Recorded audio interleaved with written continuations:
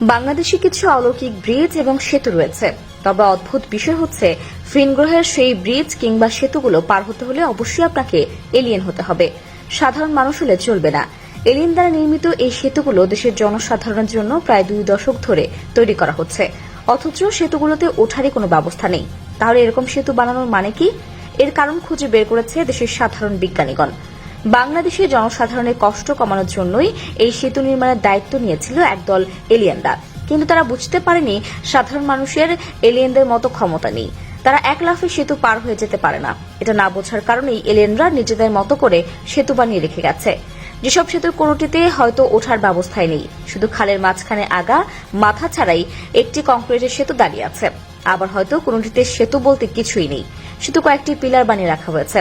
আপনাকে সেতু পার হতে হলে পিলারগুলোর উপর দিয়ে লাফিয়ে যেতে হবে।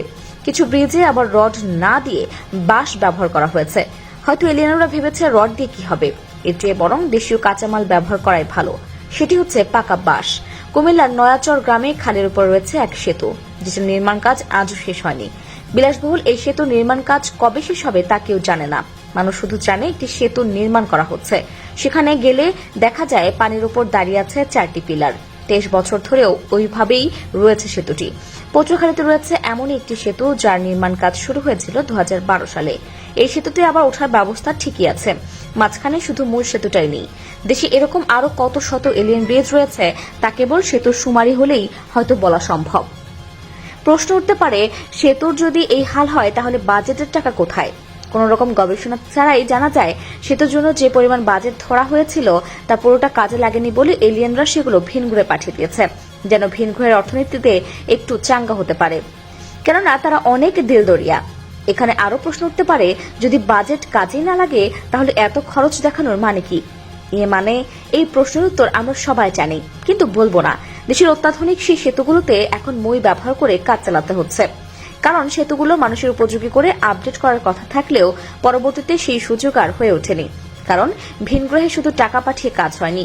তাই এলিয়েনরা বাংলাদেশের চুক্তি বাতিল করে এবার নিজেরাই দৌড় দিয়েছে ভিন গ্রহে। এদিকে সেতুগুলোর এমন হাল হওয়ার আসল কারণ খুঁজে বের করার চেষ্টা করছে দেশের সাধারণ বিজ্ঞানীরা। দীর্ঘশ্বাস ফেলে তারা জানিয়েছে উন্নয়নের জোয়ারে ভেসে গেছে এসব সেতু। ভাগ্যিস কিছু অংশ মজবুত করে বানানো হয়েছিল, নয়তো আজ আমরা সেটুকু হারাতাম। তবে হারালেও যা, না হারালেও তা। কারণ এসব ব্রিজ কেবলই শোপিস। এত সুন্দর সুন্দর শোপিস বানিয়ে দেওয়ার জন্য আজও উঠতে বসতে এলিয়েনদের স্বল্প আয়ু কামনা করছে দেশের সাধারণ মানুষ। দেখেন, সবাই উন্নয়ন উন্নয়ন উন্নয়ন। তো বন্ধুরা, এই প্রতিবেদনটি ভালো লেগে থাকলে আমাদের কমেন্ট করে জানাবেন।